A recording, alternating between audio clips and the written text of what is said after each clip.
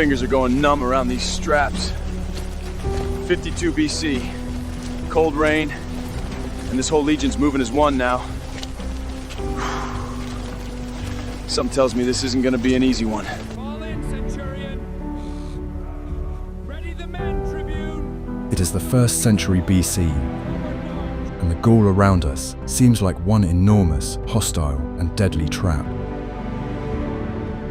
Gaius Julius Caesar has just given the order to advance immediately, leaving us exactly 10 minutes to get ready.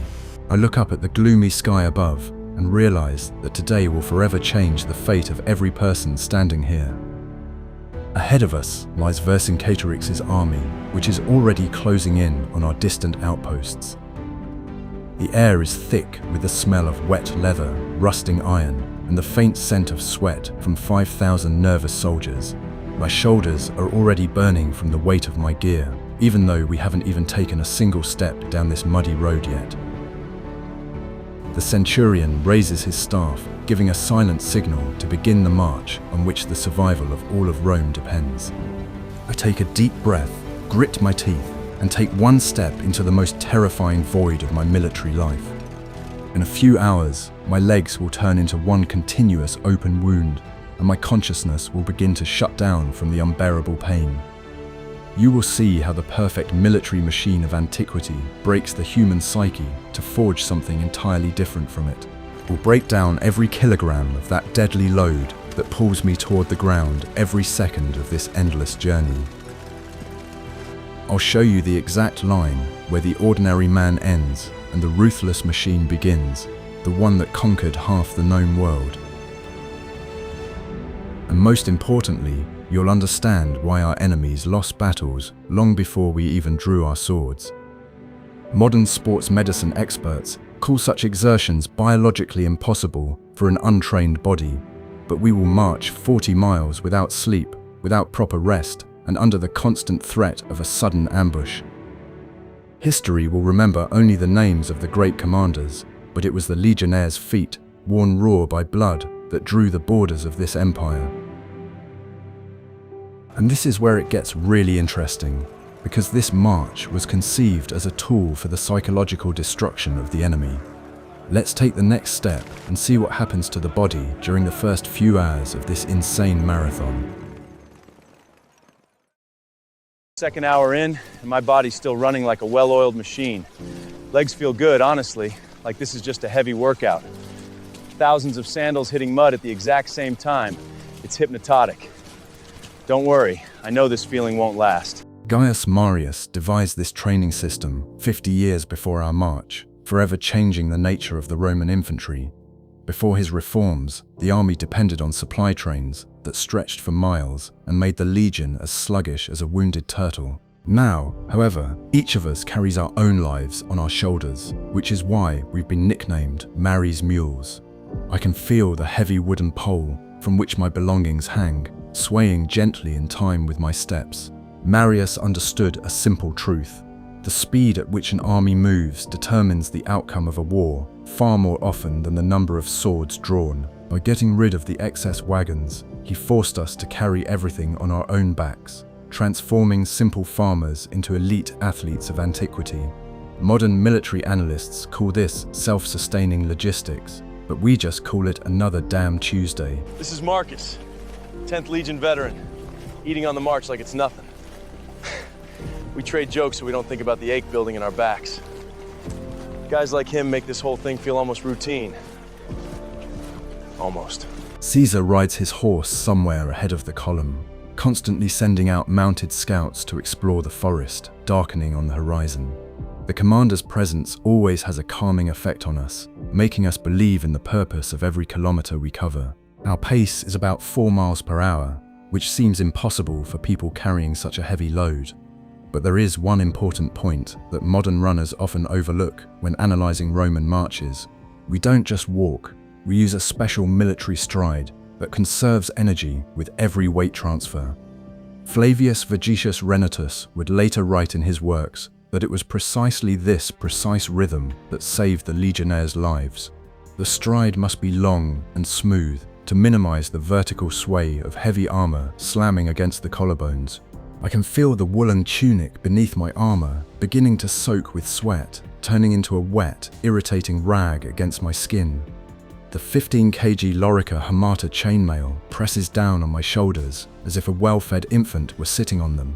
Every movement of my torso causes thousands of iron rings to rub against one another, producing a distinctive, unmistakable clanging sound. Modern Special Forces gear uses ergonomic vests that distribute the weight across the entire torso and pelvis. My armor, however, hangs like dead weight, making my trapezius muscles burn like hellfire by the third hour of the march. But I can't stop or adjust it, because the formation must remain monolithic under any circumstances. Discipline in the Legion is maintained not only by fear of the Centurion, but also by a simple instinct for self-preservation in the wilderness. If I lose my step, the man behind me will step on my heel, breaking the formation of an entire Centuria. In battle, such a mistake costs a life, which is why perfect synchronization is drilled during training through the use of the harshest physical punishments. The Roman military tribune Clearchus once said that a soldier should fear his commander more than the most terrifying enemy.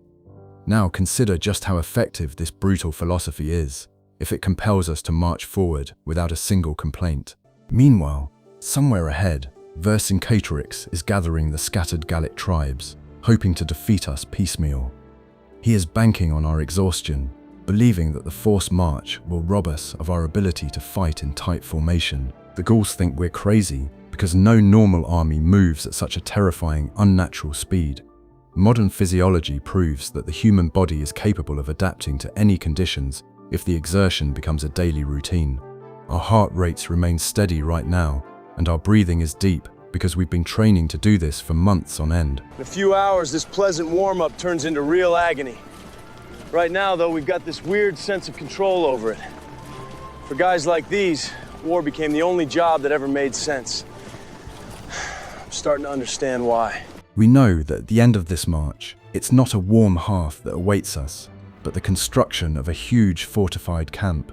No one complains about this, because the moat and palisade mean we won't be slaughtered in our sleep tonight.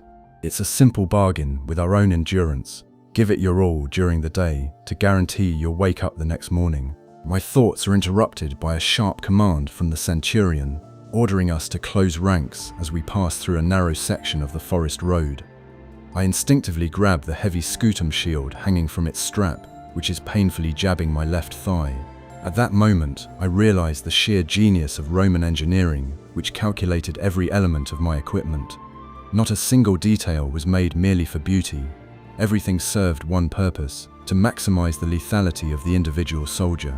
And this is where the story gets even more interesting, if we take a closer look at exactly what I'm carrying on my back. Every gram of my load has its own bloody justification, honed by generations of fallen and surviving legionaries. I feel this weight so distinctly, as if every item were a physical extension of my own exhausted body. Rome's enemies often wondered why our legions moved more slowly than light cavalry, yet always arrived on time. The answer lies in that very pack with my belongings, which is now mercilessly rubbing my right shoulder raw until it's bruised. It's time to take a look inside my pack and understand the mathematics of survival that made us invincible. 4th hour in, and my Optimum is drowning under 37 kilos of gear. That shield alone is 7 kilos, and it's dragging me backward with every step.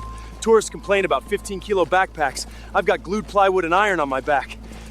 This is my only protection out here, though, so I carry it. In the modern world, tourists complain about 15 kg backpacks while buying ultralight tents made of high-tech materials. I, on the other hand, am holding a piece of multi-layered, glued plywood covered in calfskin and reinforced with a massive iron umbo. This shield is my only protection against the flying arrows of the Gauls, so I'm ready to carry it to the ends of the earth. Hanging from my belt is a gladius, a short Spanish sword, weighing about 1 kilogram, which became the primary instrument of Roman expansion. Polybius praised this weapon in his writings, noting its ideal balance between thrusting and slashing capabilities. In close combat, the barbarians' long swords become useless, whereas my short blade will find its way into their guts. I instinctively place my palm on the hilt, getting used to its smooth bone surface, polished by thousands of strangers' touches. This movement calms my nerves a little, reminding me that I am not just a porter, but a trained killer. In my right hand, I clench 2 pilum-heavy throwing spears with a combined weight of about 4 kilograms. Their design is ingenious in its simplicity. The long iron tip bends upon striking an enemy shield, rendering it completely useless.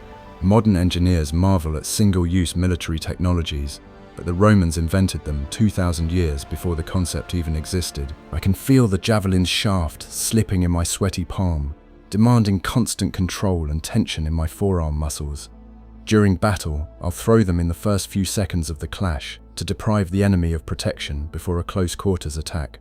For now, though, they just add extra weight to my already unbearable load. The most annoying part of my load is the sarkina, a travel bag weighing about 10 kilograms, tied to a wooden pike. Inside are my personal belongings, a few days' worth of food, a mess kit, a sickle for harvesting grain, and tools for digging. Gaius Julius Caesar demanded that the legion remain completely independent of supply trains for at least 3 days of active maneuvers. This gave him incredible tactical flexibility, allowing him to strike where Vercingetorix least expected it. The price I'm now paying for this commander's brilliant strategy is the health of my knee joints, which creak with every step. Sounds crazy, doesn't it? We're carrying wooden stakes to set up camp, even though we're marching through the dense, endless forests of Gaul. But Rome's military system brooks no improvisation or hope that the necessary materials will be found at the campsite. If we're attacked tonight, we won't have time to look for suitable trees and chop branches for a fence. That's why I'm hauling 2 heavy oak stakes on my back, cursing Roman pedantry with every steep climb up a hill. This 37-kilogram load was calculated by Roman logisticians as the absolute maximum a person could carry without losing combat effectiveness. If a soldier were given more, he would arrive on the battlefield as an exhausted piece of meat, unable to raise his sword in defense. If given less, the legion would lose its autonomy and become vulnerable to guerrilla attacks on its lines of communication. Today, sports physiologists call this the payload to body weight ratio, calculating ideal parameters on supercomputers.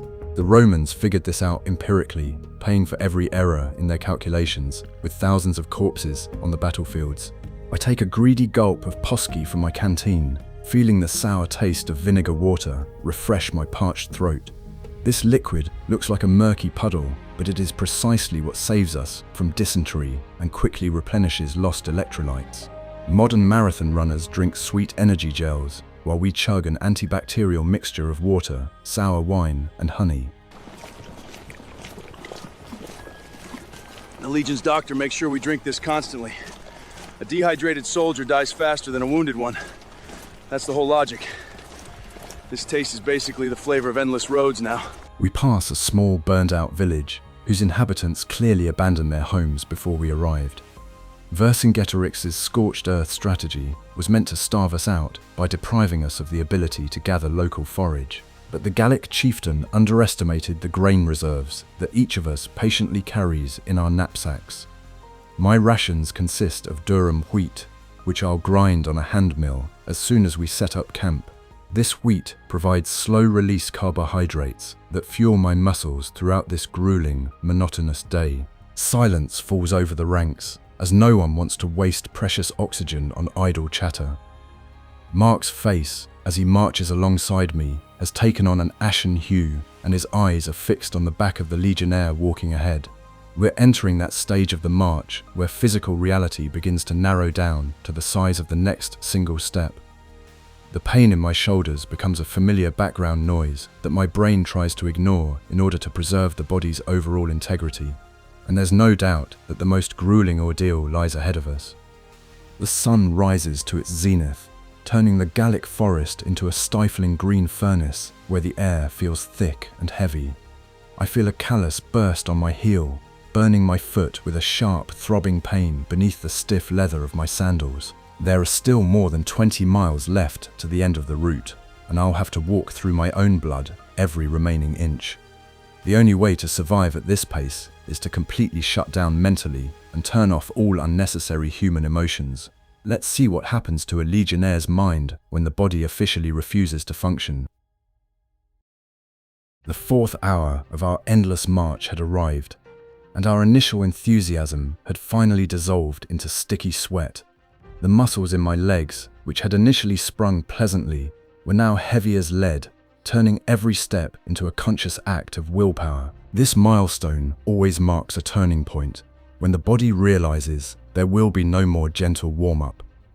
My tunic was soaked through, clinging to my back like a cold, irritating lump of coarse wool. And it is at this very moment that the quietest and most ruthless enemy of any ancient army begins to close in on us. Dehydration creeps up imperceptibly. First, your lips simply dry out. Then your tongue becomes rough, like a piece of old pumice. Tiny black specks are already beginning to dance before my eyes, signaling a critical drop in blood fluid levels. I frantically grab my water bottle, but force myself to take just one tiny, almost microscopic sip. In modern gyms, people drink ice-cold water from water coolers every minute, complaining that their cardio workout is too hard. We, on the other hand, are walking along a scorching dirt road, fully aware that any stream we come across could be poisoned by animal carcasses. This forces us to conserve every drop, but we pay a monstrous price for such frugality. My feet are burning like hellfire as the thick leather straps of my caligae mercilessly dig into my flesh, swollen from sweat. These army sandals are ideal for gripping the mud during combat, but on a long march they turn into instruments of torture. The blisters that have burst on my heels have already become open wounds, rubbing against the rough insole with every shift of weight. Any contact with the hard ground feels like an electric shock that shoots through the body from the foot straight to the spinal cord. It seems illogical to keep marching with such injuries, but the Roman war machine has its own ironclad reasons. A military tribune riding alongside the column orders them not to slow down, his cold gaze picking out the faltering men in the crowd. He can clearly see how many young recruits are beginning to limp noticeably and bite their lips until they bleed. Julius Caesar established a brutal, unquestionable standard. Every legion is required to cover the standard 20 miles in 5 hours, regardless of weather conditions. But today our forced march is twice as long, and this merciless logistical math is slowly killing us right on the march. And if you think my legs are suffering the most, you've simply forgotten about the upper half of my body.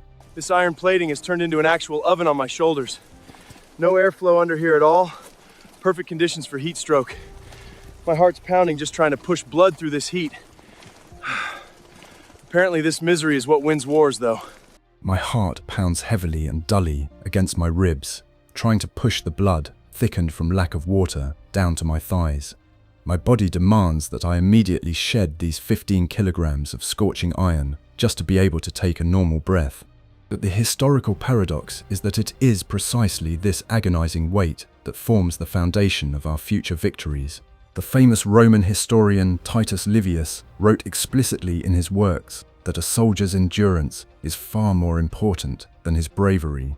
Now, as I swallow the acrid road dust, I understand the absolute truth of this thesis with every tortured cell in my body.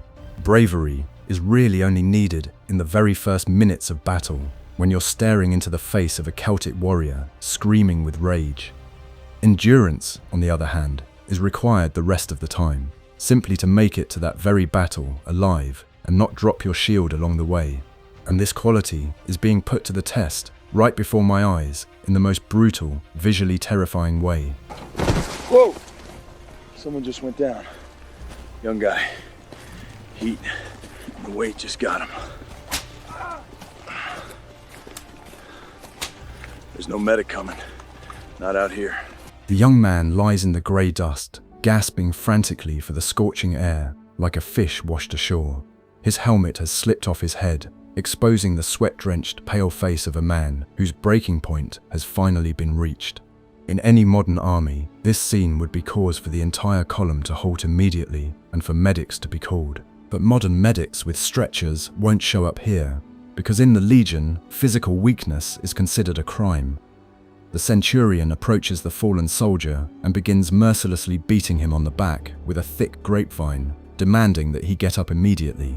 Under a hail of blows, the man, letting out a heart-rending scream, stands up on trembling legs, grabs his heavy shield, and staggering, returns to the ranks. This visual lesson, better than any words, shows us all the harsh truth of strict Roman discipline.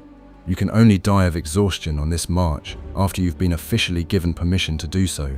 Our main enemy, Vercingetorix, understands perfectly well how the sweltering heat, combined with the rugged terrain, affects people's minds. His light cavalry units constantly loom on the horizon, making us nervous and causing us to grip the hilts of our pilums so tightly it hurts. We are forced to maintain our formation in a constant state of combat readiness, expecting a sudden flank attack at any moment. This unending psychological torture wears down our nerves even faster than the weight of a wooden shield chafing against our thighs. But the Gallic chieftain overlooks one extremely important, fundamental aspect of our upbringing in his calculations. The Gauls sincerely hope that we will break from within, that paranoia and exhaustion will erode our discipline even before the first skirmish.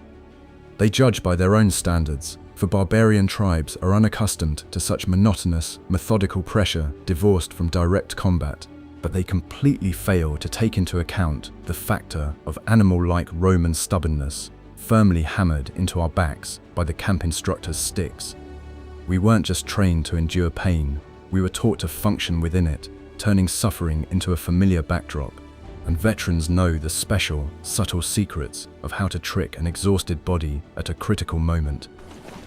What's that, Marcus? Salted pork fat.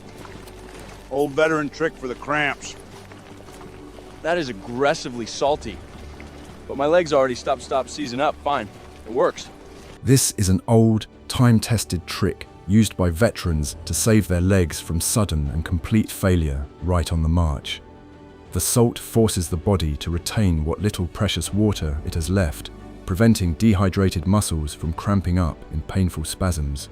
What is now the subject of complex laboratory research was discovered by the legionnaires at the cost of thousands of lives cut short. Modern sports medicine calls this process restoring sodium balance, selling athletes expensive pills in attractive plastic tubes. The Romans, however, simply carried pieces of salted fat with them, considering it their primary strategic resource after their untouchable supply of wheat. I immediately follow my companion's example and take a small bite, instinctively wincing at the sharp taste of salt on my dry tongue. The mixture seems disgusting, but within 10 minutes, the sharp cramp in my right calf eases noticeably. My legs can take confident steps again, allowing me to focus on the strange change in the structure of our column. With every new kilometer we cover, our endless line grows ever denser, as if obeying an invisible magnet. We instinctively huddle shoulder to shoulder, trying to literally draw physical strength from the presence of our companions walking beside us. Sports psychologists call this phenomenon the group synchronization effect under extreme stress at the limits of human endurance. The unified, precise rhythm of thousands of feet magically reduces individual stress levels and suppresses mounting anxiety.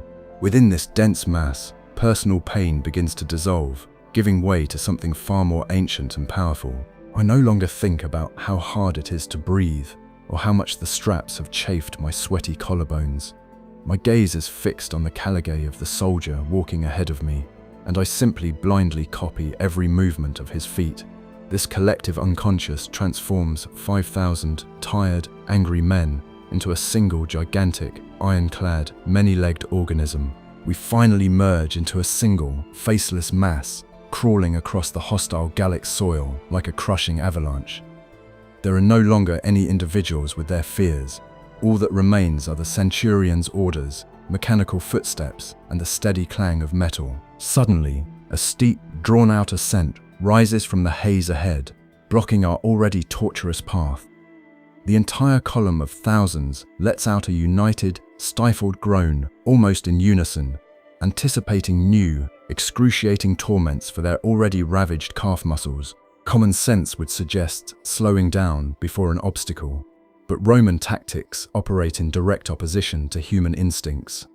The centurions begin to shout wildly, setting an even faster marching pace right at the very start of the steep slope.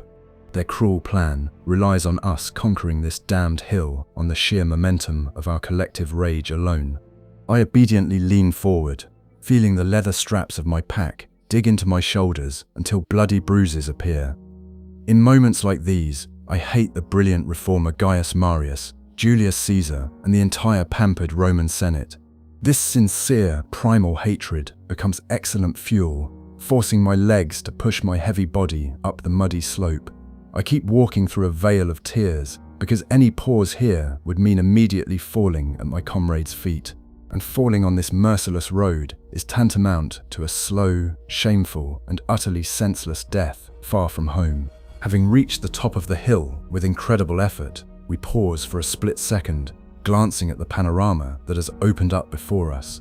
Ahead lie endless, dark expanses of forest, through which we must march monotonously until the deepest darkness falls. A sudden gust of wind brings a long-awaited, gentle coolness that, for a moment, wipes the sticky fog from my fevered mind.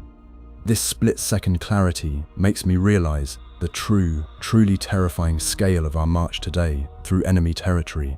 The Roman legions are not merely executing a tactical maneuver right now, they are defying the very nature of human physiology. This is no longer a classic military campaign. It is an act of total physical domination over the laws of common sense. And this is where the soldier's story becomes truly terrifying for any modern person accustomed to comfort. The biological body has completely exhausted all its naturally built-in reserves, burned through its glycogen stores, and officially surrendered. Now, all further work involved in moving 37 kilograms of armor must be carried out exclusively by a frenzied, cornered mind. Ahead of us lies a trial for which it is impossible to prepare on a regular training ground. There are still 2 endless tens of miles ahead, and the Gallic sun is already beginning to slowly dip toward the west. It paints the sky above the treetops in ominous crimson hues, a reminder of blood already spilled and yet to be shed. My exhausted body is forced into emergency mode, shutting down unnecessary neural connections to conserve energy. The pain in my worn-out legs is no longer registered by my brain as a signal to stop immediately or seek medical help. This is a life-saving defense mechanism. Without it, the human heart would simply burst from pain shock under such strain. I am entering the darkest, most mystical phase of this endless day, when consciousness finally separates from the suffering flesh. Rome's enemies tremble at the sight of our sharp swords, but they should fear a completely different weapon. Our true trump card is the terrifying, animal-like silence of thousands of men at the 7th hour of a continuous forced march. The human being, with all his fears, ceases to exist, giving way to a pure, programmed, mechanical reflex of movement.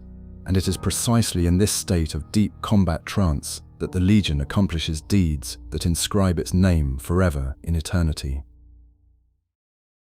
The 7th hour of the march envelops me in a thick, grey fog, in which all thoughts vanish except for one. I must put my right foot forward, then my left, and repeat this action 10,000 more times. The pain in my worn-out feet has dulled, turning into a monotonous hum that vibrates somewhere in the back alleys of my slumbering mind. My brain literally shuts down higher cognitive functions, redirecting what little oxygen remains to sustain basic limb movement. Today, neuroscientists describe this as a dissociative state under extreme stress, while the Legionnaires simply called it Pluto's kiss. Mark walks alongside me with his eyes closed, opening them only for a split second to adjust his direction. This isn't sleep in the usual sense, it's autopilot, in which the body continues to execute a memorized program without any conscious effort. We march by inertia, like wind-up toys whose springs have been wound to their absolute, critical limit. Julius Caesar is well aware of this effect, which is why he sent the freshest mounted scouts from the allied tribes ahead. Our task now is simply not to die on the road while others ensure the safety of our somnambulistic column. I grab the flask, but my fingers refuse to obey, and it nearly falls into the road dust at my feet. My coordination is so impaired that a simple action requires a colossal effort of will and the utmost concentration. I take one last sip of the warm, foul-tasting posky, feeling it slide reluctantly down my spasming esophagus. At that moment, I realize why Roman discipline is built on the constant, mindless, and brutal repetition of the same actions. When your mind shuts down, the only thing that saves you is muscle memory, hammered into you by the centurion's sticks on the training ground. If I'd been thinking about how to walk, I would have collapsed dead right here on these stones long ago. The world around me has narrowed to a patch of a man's dirty tunic in front of me and a monotonous creaking of leather straps. I don't smell the sweat and blood. I don't hear the commander's shouts. I don't feel the weight of the shield on my shoulder. My mind has created a protective barrier within which I find myself in an absolute ringing void, devoid of time and space. It is precisely this state that makes the Roman army invincible. We do not panic because panic requires energy, which we do not have. We have become zombies in iron armor, marching forward solely because of Mark Antony's order, passed down the chain of command. Vercingetorix watches our advance from the slopes of distant hills, and I can almost physically feel his growing unease. Gallic warriors are accustomed to short, furious charges, after which they require a long rest and a hearty meal. They see an endless iron serpent crawling across their land for more than 20 miles without a single stop to rest. To them, we do not look like an army of men, but like an implacable natural disaster, devoid of weaknesses, doubts, and pain. This primal fear of Roman endurance wins the war for Caesar even before we unsheath our swords. Suddenly, the sound of a contubernia horn rings out ahead, cutting through the fog of my consciousness like a sharp knife slicing through old fabric. It signals a minor obstacle, a muddy stream that we'll have to wade across without breaking formation. I force myself to open my eyes wider and focus on the cold water flowing over the slippery, treacherous rocks. Okay, we're all crossing this together, and it is not small. Water's up to my waist. This whole line is fighting it at once. Nobody's going it alone out here. That's kind of the point. Sun's touching the horizon. We're close. Once I reach the other bank, I feel my wet sandals become twice as heavy, compounding an already dire situation. But along with the pain comes a strange clarity. The sun is already touching the horizon, which means our endless march is nearing its end. This thought works better than any modern performance-enhancing drug, forcing the adrenal glands to release a final, pitiful dose of adrenaline into the bloodstream. The ranks visibly perk up, the legionnaires lift their bowed heads, and the clang of armor takes on a sharper, more aggressive rhythm. We have survived this hell, and now all that remains is to prove to the Gauls that we are still capable of violence. Mark Antony himself rides along the column on his weary horse, scrutinizing our haggard faces. He doesn't shout words of encouragement or promise us gold or an easy victory, because right now those words mean nothing. He's simply here, showing that the command shares this ordeal with us and is keeping the situation under control at the macro level. This is a classic example of Roman leadership. A commander must be covered in the same dust as his lowest-ranking infantryman. And, to be honest, his confident demeanor gives me more strength than any medical care or rest. We enter a wide plain, surrounded by dense forest, the perfect place to build our night fortification. The centurions issue their final orders to change formation, preparing the legion to transition from marching order to camp duties. But there's one crucial detail that makes this scene truly insane from the perspective of modern common sense. We don't collapse to the ground, exhausted, even though our muscles are screaming for mercy and our bones threaten to crumble to dust. We simply grab our shovels and start digging, because a Roman soldier doesn't rest without a wooden wall in front of him. My body is completely exhausted, but the Legion's iron machine is only just beginning to unleash its logistical might on this clearing. A spectator who had been watching us all day would now witness the most terrifying metamorphosis in the history of warfare. From half-dead, limping, ragged soldiers, we instantly transform into perfect, tireless builders, operating with mathematical precision. And here we approach the finale of our journey, where human suffering and engineering genius converge. Let's take a look at this triumph of will that forced the barbarians to drop their weapons in terror. I toss my shield and travel bag to the ground, but I don't even think about sitting down to rest. In that very second, I pull out my shovel, step down along the pre-marked line, and begin to dig into the hard Gallic soil. My hands tremble with weakness, but I methodically toss the dirt upward, forming a rampart for our future palisade. Vercingetorix watches us from the woods, expecting that after a 40-mile march, we'll simply collapse and fall asleep in the open field.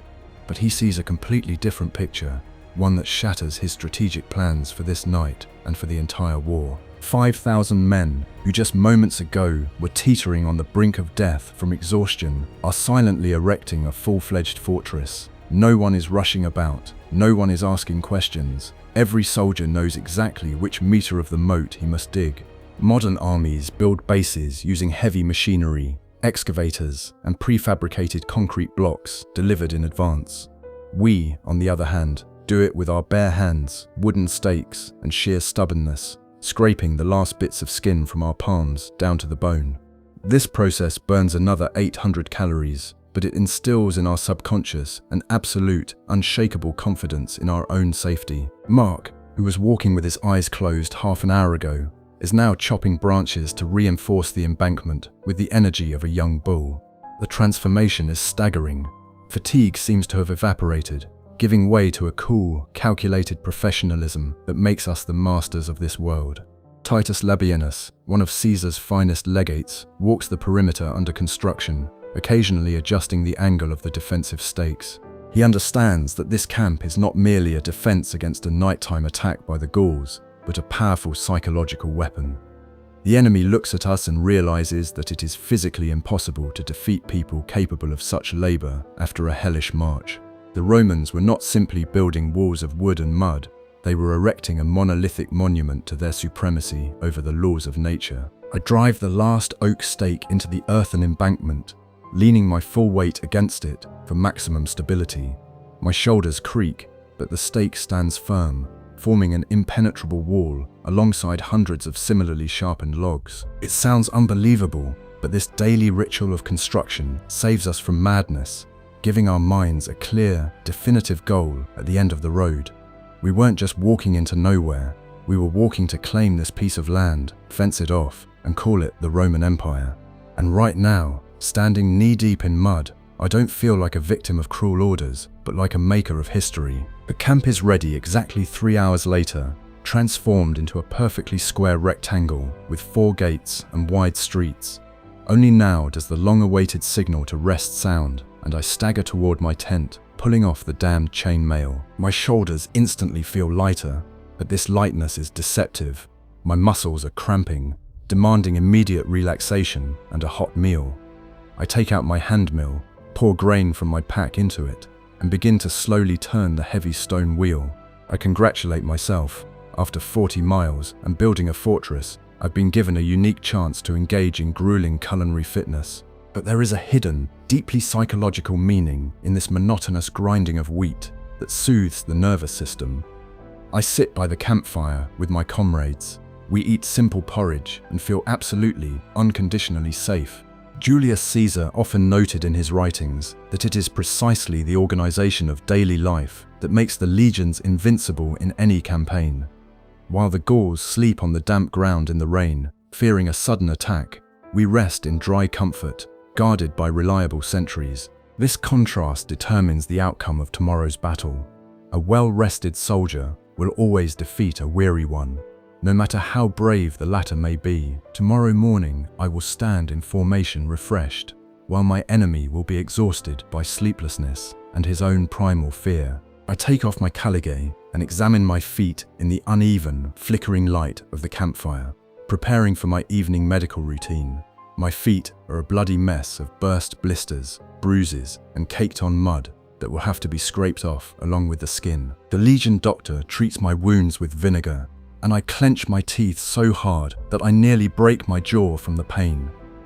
It sounds like sadism, but this brutal disinfection ensures that tomorrow I won't die of gangrene from even a single scratch.